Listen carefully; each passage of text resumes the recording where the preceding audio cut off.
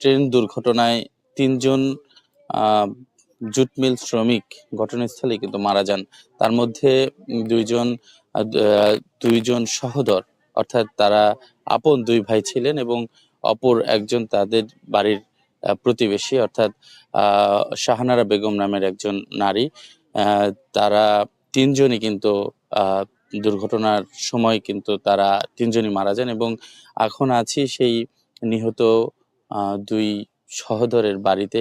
আপনারা দেখছেন যে এখনো কিন্তু বাড়ির আমার পিছনে যেই বাড়িটি দেখছেন সেখানে কিন্তু এক ধরনের শোকের মাতম চলছে। এলাকার বাসী থেকে শুরু করে যে পরিবারের লোকজন তারা কিন্তু আহ সকাল থেকেই গতকালকে থেকেই কিন্তু কান্নায় ভেঙে পড়েছেন। বিশেষ করে এই যে ২ সহোদরের পিতা এবং মাতা আহ একমাত্র শেষ ২ সন্তানকে হারিয়ে কিন্তু তারা একেবারে ভেঙে পড়েছেন। যদি বলা যায় যে এই পরিবারটির ৬টি পুত্র সন্তান আছে, যারা এখন পর্যন্ত কেউই বিবাহ বন্ধনে আবদ্ধ হননি এবং এই যে ২ সন্তান সেটি মূলত আহ একেবারেই তাদের সর্বশেষ ২ সন্তান ছিল।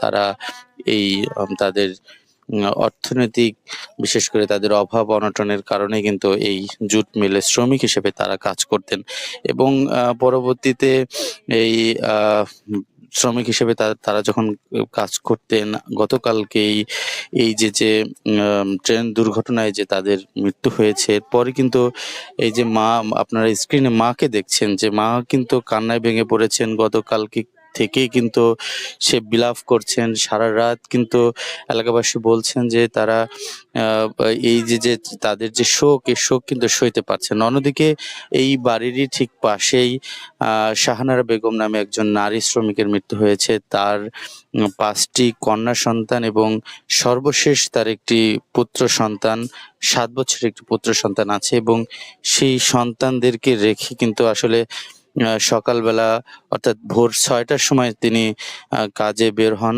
এই জনতা জুট মিলস যেই বলমারিতে অবস্থিত আছে, সেই জুট মিলসে তিনি শ্রমিক হিসেবে কাজ করেন। যেহেতু সকালেই তার বের হতে হয়, অনেক সময় বাচ্চাদের আসলে ঠিক মতো ঘুম থেকে তারা ওঠার আগেই তার কিন্তু আসলে বের হয়ে যেতে হয় এবং সে বাচ্চার জন্য কিন্তু তিনি খাবারও কিনেছিলেন। ২টি রুটি কিনে কিন্তু আসছিলেন। সেই আমরা দেখেছি গতকালকে যখন ঘটনাস্থলে গিয়েছিলাম তখন দেখলাম যে সেই ঘটনাস্থলে কিন্তু যে সেই রুটি কিন্তু পড়ে আছে এবং আহ, সেই রুটি কিন্তু পড়ে আছে এবং সেটিও কিন্তু আমরা দেখছি যে সেই মা কিন্তু শেষ পর্যন্ত তার সন্তানের কাছে পৌঁছাতে পারেনি, সেই রুটিটি কিন্তু আসলে দিতে পারেনি।